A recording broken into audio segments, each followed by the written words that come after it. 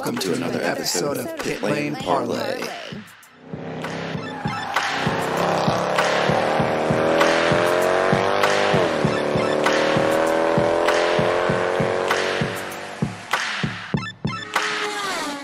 Welcome to a special episode of Pit Lane Parlay. My name is host Mike Jokum. I am joined by our buddy George Butz. We are here to talk Rolex 24 coming up in about 9 days from recording. So, coming up next weekend, we are here to preview all of the cars, the IndyCar tie-ins, and some other predictions. This week, this episode is brought to you by our new pals at Corsa Brew Coffee, corsabrew.com.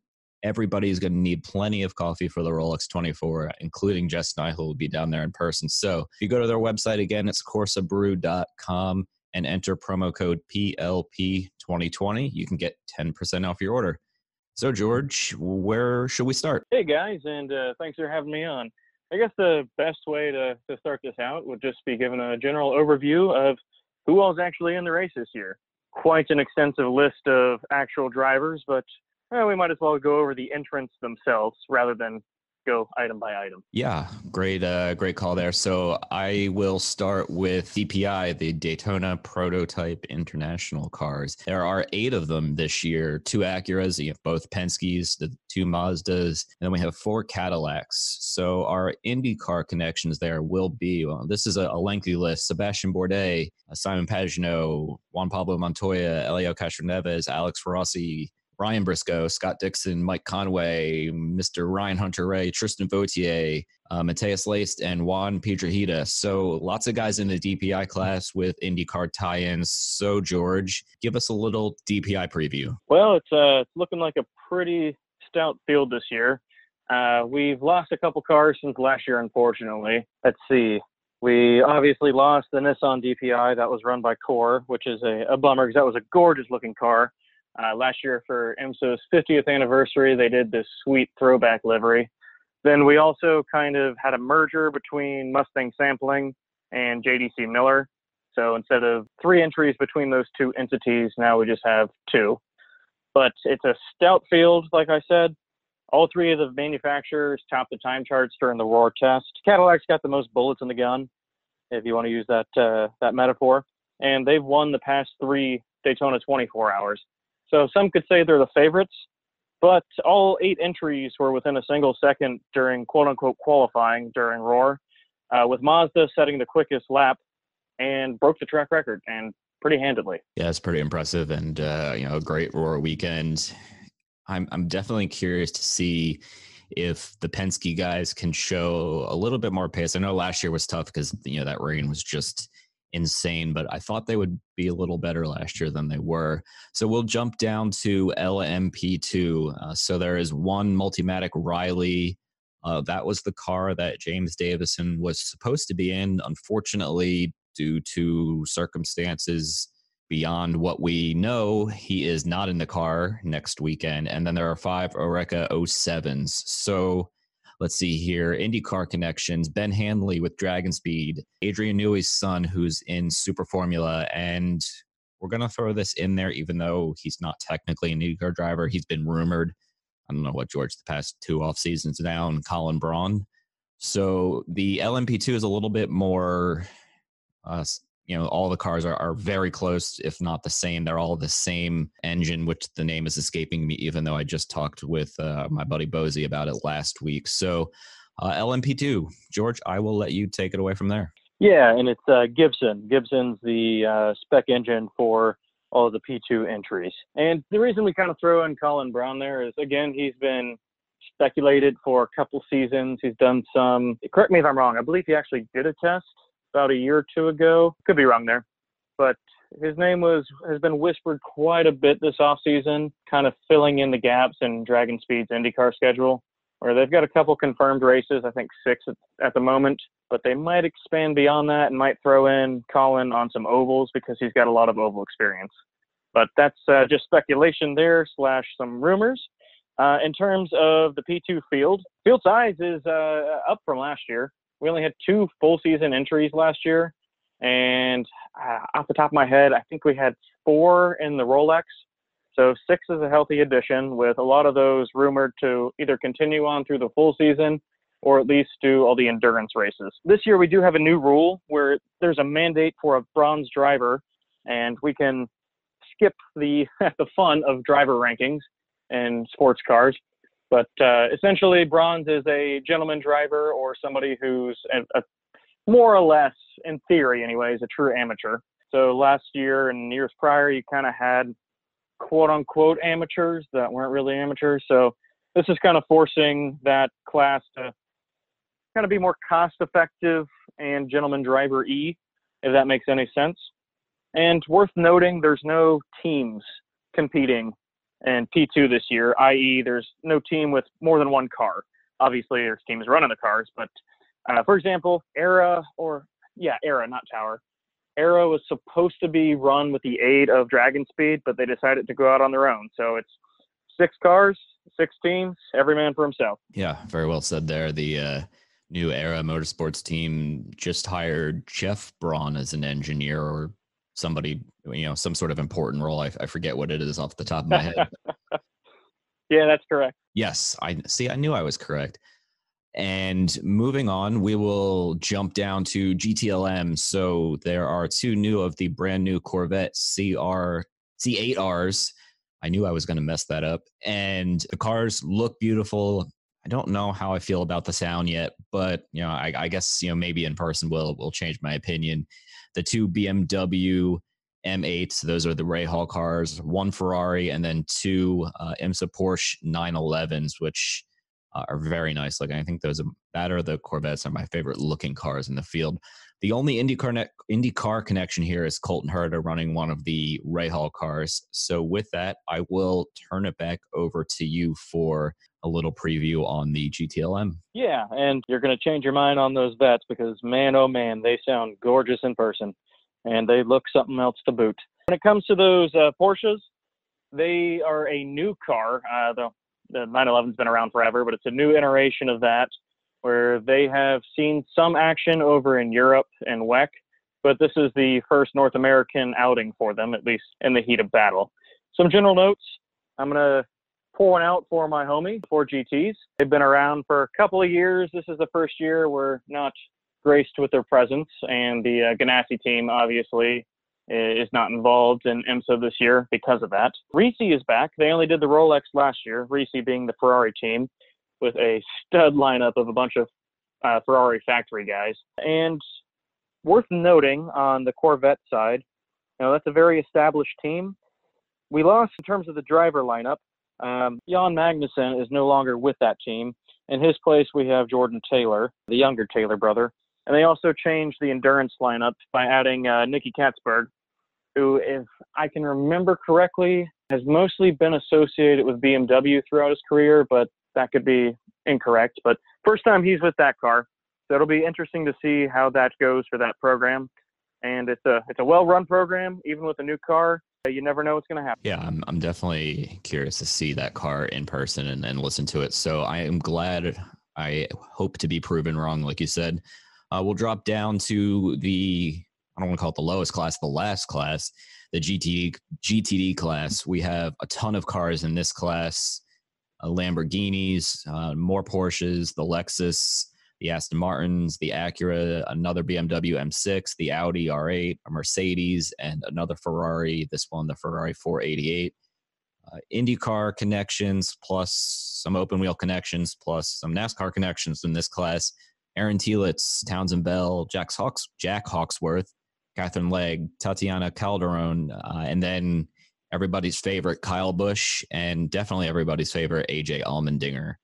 So this one, IndyCar connection, also would be if I'm not mistaken, the Acura NSX is the Michael Shank cars, correct? That is 100% correct. I will let you take it over from here. Yeah, sure thing. I will say it was good seeing Kyle Busch engage very, very well with the fans at Roar. Now, people have their different perceptions, and I'm in that camp of his driving style or general attitude with the media. But shout out to him for being really awesome with the fans and being really engaged. Also worth noting that Hawksworth's really liking sharing the car with him. Said he's been learning a lot, asking a lot of questions. So legitimately interested in doing well. So that's pretty cool to hear. GTD is definitely the most diverse class. You listed all the different manufacturers. It's really what makes IMSA special. So many different manufacturers, varied engines, varied makeups, and typically they run fairly close together. But with that big of a class, especially at a 24-hour race, there's going to be chaos. There's going to be changes up in the order, especially with wave arounds in the middle of the night. Typically always rains too, which makes things super spicy. Lamborghini's won the past two, with GRT Grasser winning, I think, both of those. And this year they haven't necessarily expanded, but they have two quote-unquote associate entries that they're helping to run for a fee, that is. But so I guess you could call them the biggest team of the lot.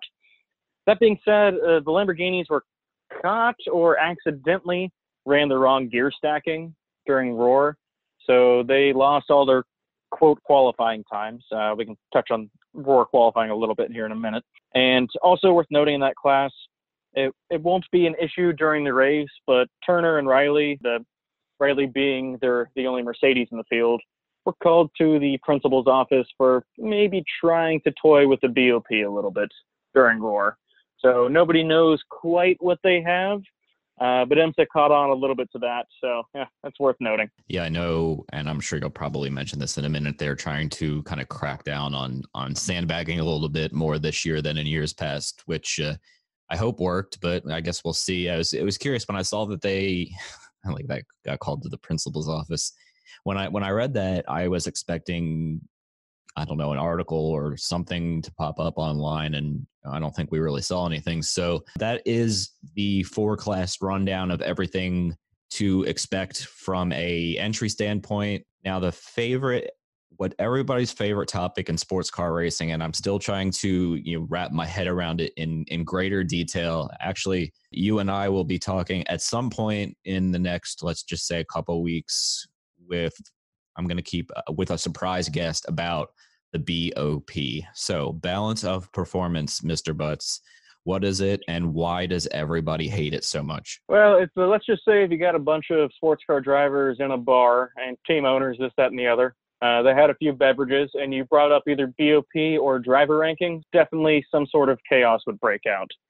So BOP, balance of performance, IMSA is not the only series that does it. Every series does it a little bit different. Some call it success ballast, is what WEC is spinning it as now. But it's an effort to keep all the cars somewhat close together and the racing closer. With so many varied manufacturers, like you touched on with your wonderful guest and the engine breakdown, you can't just put them all on track as they naturally are without something running away with it. So this is the series' efforts to really improve the ROI for the manufacturers and the ROI and enjoyment factor for the fans. So it's worth noting at Roar, they've made a few adjustments since, because while they do have data loggers in the cars that are pretty accurate now, there's still some chances of sandbagging. And when it comes to Turner and Riley, I happen to be in the right spot at the right time in the paddock, where they pulled them off track and made them park right next to the IMSA official hauler. So it was kind of funny to see, but they're obviously cracking down on, I won't call it sandbagging. It might have been accidental. You never know. So in terms of BOP, there was literally an update today, and I'll give credit to Sports Car 365 for a nice little write-up on it. DPI, Acura got hit with a horsepower reduction. Caddy gets a weight break, which is good because Cadillac got kind of killed at the end of season with BOP. And all the DPIs got a fuel capacity increase. P2, really worth noting Riley, or the Riley chassis run by Rick Ware. Talking with Rick and Mr. Riley a little bit at Roar, that particular car isn't great at a track like Daytona. So IMSA has actually made a specific for Daytona change where they're allowed to run the car without certain aero pieces, be it wickers or dive planes. So hopefully that increases the straight line speed and makes it a little bit more competitive.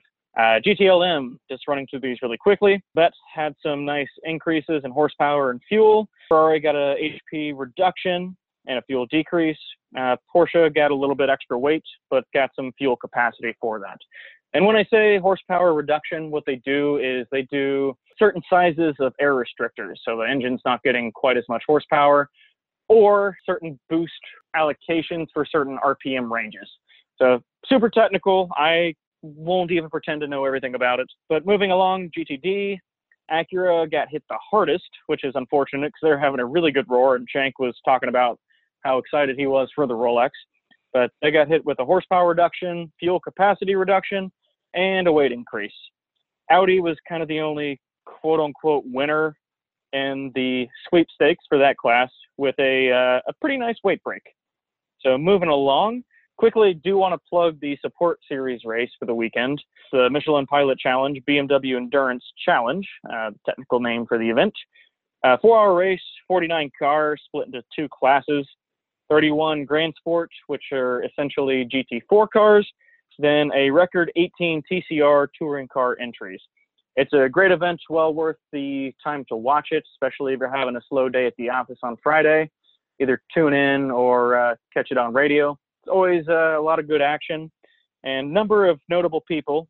Brian Herta runs a 3-car team that has Gabby Chavez and Ryan Norman in it this year, and the very aptly numbered number 33, Hyundai Veloster N. Worth noting as well, Ford is continuing to put some of their NASCAR young guns in their Mustang in the series.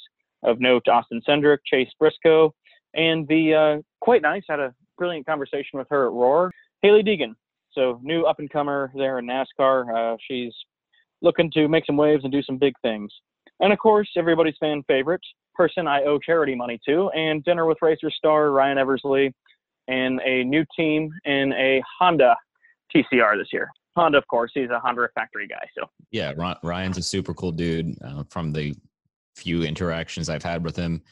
So we will we'll make some picks, and then we will, as we typically do in an episode, guess on who might struggle to wrap this episode up. Now, since there's 4 classes, this might take a couple minutes longer than it normally does in an episode. I will make my pick first in the DPI, and then I will let you pick first the next class, and we'll alternate back and forth here. So DPI, I am going to predict that the Scott Dixon Wayne Taylor Racing number 10 car is going to be the winner there. George, I will interesting choice. Yeah, I'm just going with listen, Scott Dixon and Ryan Briscoe are 2 stud drivers. Kamui Kobayashi, I think he won, was it last year or the year before? Last year with Alonso. Yep, with Alonso. Okay, I knew I wasn't making that up. So he's won before. So they've got a strong stable of drivers, and I think that BOP increase will really help them there. So I will let you go next. Yeah, so I'm going to go on a different, have a different take here. I think it's going to be one of the Mazdas, and of the 2, I think the 77's a little bit better looking in terms of a driver lineup. They've been quick all roar. They set that new record lap. And last year, they finally found their footing as a team, with a couple of race wins. It was a long-standing, kind of a bad joke in sports car fandom that the Mazdas always caught on fire, and they're always running well until they weren't.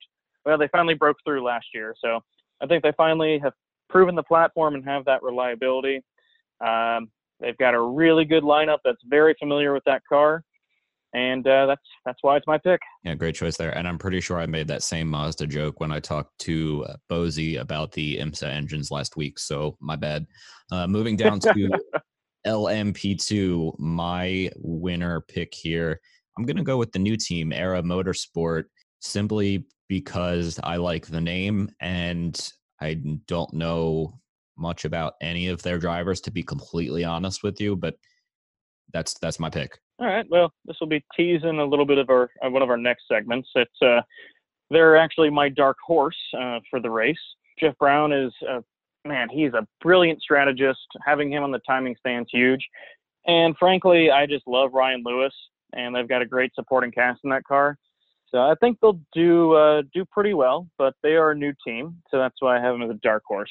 A little bit more obvious pick could be Dragon Speed. They're the defending race winners. They got Jeff's son Colin in the car, and they got Adrian Newey's son, who's been doing some pretty decent things over in Europe and now in Asia the past couple of years. Also would say PR1 Mathiasen has a good chance. They're one of only 2 cars that ran the full season last year and won it, and they've got a very experienced lineup. I like it. All right, we're going to move down to GTLM. I really struggled kind of picking who my winner prediction here. So I am going to go with, I think last year Herta's our Rahal team won. Yes. So I am going to pick something different this year. I'm going to go the number 3 Corvette with Jordan Taylor, Antonio Garcia, and the aforementioned Nicky Katzberg. I think the Corvette's going to surprise some people with its competitiveness, and everybody should be looking out for it. Yeah, it's a pretty good choice. And Dan Binks runs one heck of a program, and those guys have tested, so hopefully the reliability is there. But I'm going to go with, frankly, either of the Porsches. Bam Thor, the nom de plume, or nom de gruyere, rather, of Earl Bamber. And, man, I am so bad at certain pronunciations. Lawrence Van Thor. Yeah, I'm not great with my Belgian, unfortunately. But I think they speak French, and I'm not good with that either. So, but those Porsches, man, they look good. They're quick. It's a well-oiled German machine. And, man, I think they're gonna clean up. But that class is always very competitive. So frankly, it's a crapshoot. Yeah, the last 2 classes, I think, with the slightly larger fields in terms of entries and differentiation in the cars is definitely the toughest 2 to pick, in my completely not super educated opinion. So we'll move down to GTD. I've looked at the entry list legitimately for the last 45 minutes off and on during this recording and before. Really don't know who is going to win here. So I'm just going to take a stab in the dark and give it to the number 12 AIM Vassar Sullivan car with Townsend Bell and Aaron Telitz and Frankie Montecalvo and then Shane Van Gisbergen. I don't know who either of them are, but personally, but I'm sure they are capable drivers. And I know Townsend, I think that car was en route to a real good finish either last year or the year before, and then just, got caught up in some bad luck. So the number 12 Lexus is my pick in the GTD. Yeah, so I struggled with that class as well. Before the new BOP came out literally today and kind of pegged back the Acura, the 57 Acura of Shank was my clear pick, but the 12 AIM Vassar Sullivan was pretty close. Townsend Bell and Montecalvo shared the car full-time last year. Shane Van Gisbergen, the Gisberger, as he's jokingly called. A lot of experience, especially down under. Total stud in supercars and around Mount Panorama. And, Telitz has done pretty well as an enduro driver for them. So I think they're a very, very good lineup. And, having a teammate, granted Shank does as well, helps quite a bit when it comes to strategery. But the 57 Acura, quick in practice, a more experienced, longer together lineup than the 86, or did I say 56? 57 Acura, rather. 86 is the other car, indeed. But out of those 2 cars, I think I'm still leaning towards the Acura. Talking with Shank, he had a really good feeling about things. And, man, they got a great lineup, as do pretty much every team on this list. So it'll be interesting to see what happens. Yeah, I think this list, if you just look at the names, going down the GTD list, some of you guys might be familiar with some of these names, some might not. I'm just going down, obviously, Townsend Bell and Aaron Telitz, Jax Hawksworth, Kyle Busch. Let's keep going down here. Catherine Legg, Christina Nielsen's a pretty accomplished sports car driver, Tatiana Calderon, Andy Lally, Spencer Pompelli. Let's see here. I'm scrolling down to look through the list. Trenton Estep, who I believe did USF 2000 for a year or was in the Road to Indy shootout about 2 or 3 years ago. Let's go down. Ben Keating, who's racing in like 17 cars next weekend. Real quick, Ben Keating is racing in GTD and LMP2? P2, and I'm pretty sure he's running Friday in the Pilot Challenge race as well. Yeah, so Ben Keating is just going to be racing all weekend. I guess that's kind of every racer's dream in a way, although that's 28 hours of, obviously not consecutive racing, but that's a lot of racing. Anyway, so in terms of dark horse, I'm going to turn this segment over to you as our sports car expert as I continue to get myself up to speed here. Yeah, and since we were touching on GTD right there, I'll go reverse order up the class list. And it is worth noting that for any sports car fan that's been around a while, you'll see a lot of names you recognize, especially in GTD, because I don't think you're required to. Actually, you might be for the 24. You're not for the 12, but pretty much every entry runs 4 drivers. So you have a lot of either factory guys or guys that have been around forever that, know how to wheel a car. But in terms of GTD, dark horses, I can't say no to Magnus. They're with GRT this year, still in the same Lamborghini, but that team knows how to do strategy, especially if the yellows fall the right way, especially fuel strategy, at Daytona. A lot of familiar faces in that car, plus a Lambo factory driver. And, man, they've been really lucky and skilled at Daytona in the past, and unlucky the one time they, hit the possum in the middle of the night, which was kind of funny because Andy Lally was driving and he's a vegan. So that's my pick for GTD. Magnus rules. It's sad this year that Sean Heckman's not running their media, but so far their media stuff has been pretty good regardless. So shout out to those boys. GTLM, it's man, I don't want to say any of these guys are dark horses. If I had to pick one, it'd be the vets, just because it's unproven during a race. But word on the street is they've done a ton of testing. And like I mentioned earlier, there's been some changes to the driver lineup, so some new blood in there. But Dan Binks runs a tight ship, so I think we'll see them run pretty well. Moving farther up the order, P2. Tower, it would be Tower slash, I think they're Tower by Star Works, but Tower Star Works, let's just call them that. Star Works is back in prototypes. Woo! They did GTD last year, but they've been known in the prototype ranks forever. Razzle Dazzle is kind of the lead driver of that operation. A lot of success, a lot of experience in that lineup. I think we'll see them do pretty well. And at the top step, number 5, Mustang Sampling, JDC Miller Cadillac. That's what Bourdais is running in. And you also have Loic Duval sharing that car with Bourdais and Barbosa. So ton of sports car experience in there. The only 3-man lineup in DPI, which means if they don't get a lot of problems with yellows, they'll be able to establish more of a rhythm than some of the other teams and entrants. So I think keep an eye out on those guys. I like it. For any of those who are big sports car fans, give us your dark horses and picks and who you think might struggle on social media throughout the week leading up to the Rolex. In terms of, as I just mentioned, who's going to struggle, I will turn it over to you on this one, but I am going to chime in here and there, but I'll just for GTLM. So start wherever you'd like, and let's run down who your predictions for struggling are. Yeah, you got it. Well, in DPI, it's a like I mentioned earlier, qualifying was super close, quote unquote qualifying. Noteworthy, it's just for spots for pits and in the garage area, but that helps with strategy during the race. It's a long race after all. But 1 second between all the entries, but there's one entry in that list that stands out, and that is the number 85 JDC Miller Cadillac, the team car to the 5. Tristan Vautier, one heck of a driver, is kind of leading that group. But that car is the only one in DPI with a silver driver, and they happen to have 2 of them. That's not knocking anyone's talent, and again, not getting into driver ratings. But every other car in that grid has what's been determined by the FIA as fully professional drivers. You also have Matthias Leist, he's got some experience, obviously, in IndyCar and with the road to Indy. But he's brand new to the platform, and he had some struggles during the Roar. And Chris Miller and Juan Pedro, they've had some seat time in there, but it's been fairly limited.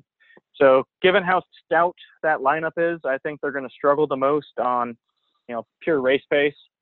They might get lucky with some strategy and get lucky with other people's misfortune, but that'd be my pick for the quote-unquote struggle bus. P2, it's got to be Rick Ware. I hate it because I like Rick Ware, talked to him quite a bit during Roar. It's significant that IMSA is willing to go out of their way to let them take aero pieces off the car because it's that significantly slower than the rest of the cars in the class. And with the team shakeup, They haven't even announced formally the new drivers. I think Memo Rojas was mentioned as one of them, but you don't have any driver reports. A relatively new team, and they run a completely different chassis in the Asian Le Mans series. So I think they're going to struggle. GTLM, I think I've picked them for literally everything. Corvette, new platform, new problems. You never know what's going to happen in terms of reliability once you're beating the crap out of a car for 24 hours. GTD, unless you wanted to step in there on your GTLM pick. You know, I'm just sad that you picked Corvette after I picked them to win. That's all. I picked them for everything. Yeah, that's true. That's true. You know, I was going to give you the boo button, but I will not do that on your sports car here episode here, since you helped me out with the Roar coverage. So I will let you continue, and I will give you a reprieve on that one. All right. Well, with GTD, it's always hard to pick. Somebody like, I think it was 2 years ago, literally crashed on the warm-up lap before you even went green. So strange things happen in that class, so you never know what's going to happen if you got a total amateur, a literal driving amateur starting the car. But, man, Aston Martin, it's great having them back. They've been gone for a few years in IMSA. The number 23 Harder Racing, they've been a known quantity, but it's been 4 years since that program's existed. They ran something different, and that specific iteration of the program literally started 3 months ago for Ian James, who's kind of heading that program for the team. And the more factory number 98 AMR entry, they had Dallalana get knocked out with a skiing injury, and he was the guy kind of funding that program. They packed up on team orders during Roar on Saturday, and they unpacked half an hour later. A little bit of chaos there, lack of track time, and the uncertainty as to who the fourth driver is going to be doesn't really inspire that much confidence in that program or in the result for the 24 hours. So those are my picks for the struggle bus. I'm sure I'll be proven wrong on pretty much everything I've said tonight. But with that, what was your comment on GTLM? Just the Corvette piece there. I'll save you that one. But I do wonder, you know. Okay, I will say this. You do bring up a good point. New platform, new problems. That is definitely fair. But considering the Corvette, it's proven technology for the most part, I'm gonna say you're gonna be proven wrong there. I will say that, but I'll just leave it at that. I'd like to be proven wrong because, man, I like that program. I like the guys in it. We're family friends with somebody who's been affiliated with the program as kind of a GM consultant. But moving from the rear engine to the mid-engine platform, it's going to be interesting to see what happens. That is a good point. I did kind of forget about that, but man, that is a nice looking car. So we will wrap things up here with where to view, where to listen, and kind of how to follow along on some good social media accounts. NBC and NBCSN have 16 and a half hours of the race. And I think the rest of the race you can catch on streaming, if I'm not correct, online. The IMSA app has streaming, or the IMSA.com website. Racer will have plenty of coverage as well. Sportscar365.com has coverage, and I'm pretty sure they have some TV and radio coverage, if I'm not mistaken, or at least they'll tell you when the TV and radio coverage is changing. Obviously, you can follow along with Jess and I. We may do some sort of Instagram live or Facebook live at some ridiculous hour of the night. See what we're thinking at 4 o'clock in the morning. Fueled on Corsa Brew coffee, CorsaBrew.com. And then also, you know, if you're curious, SpotterGuide.com. Andy Blackmore has a full list of all the liveries for all 39 or 40 entries. So, you know, good to check that out as well. And then social accounts. I will go through 2 of these, and then George, I'll go to the last part here for you, and then anything else you want to cover before we wrap it up. Obviously, follow along with us at Pit Lane Parlay, Parley, Instagram, Twitter, the Facebook group Pit Lane Parlay fans will probably be active everywhere on social media. Jess and I haven't quite figured out what we're going to do, but I'm sure we'll do something, you know, like I just mentioned, some sort of live streaming chat with whoever wants to talk. Maybe we'll do a few, maybe I'll do one walking through the garage area in the middle of the night. We'll have some fun with it. Obviously, at IMSA and Motorsports on NBC, we'll have plenty of updates, Sports Car 365 is a fantastic resource for everything sports car, not just Rolex Weekend, but in general. And George, I will turn it over to you for the last few bits there. Yeah, and I do have to make a quick correction because Corvette fans are very passionate. They haven't been running a rear engine, obviously. Corvette runs a front engine until this new iteration, which is mid-engine. So they've gone from front to mid. So I wanted to make that correction because I know I'll hear about it. In terms of other social media accounts, obviously, if you have a favorite driver or team, follow them. Some of the teams are really great about posting coverage from the pit wall or sometimes some in-car stuff. Since again, I owe him charity money and he's a great follow. Follow Ryan Eversley. He will be around the paddock in the weekend and usually has some pretty good commentary on things. And obviously, you got to follow Pit Lane Parlay. Oh, thank you, George. You're making me blush. So yeah, that is our Rolex 24 preview. George, thanks very much for joining me. I hope everybody tunes in, follow along on social media. Jess and I will be at the track Friday morning until the race ends and try to get some cool photos and videos for you guys. So with that, we'll wrap things up. George, again, thank you very much for joining, and guys, enjoy the race.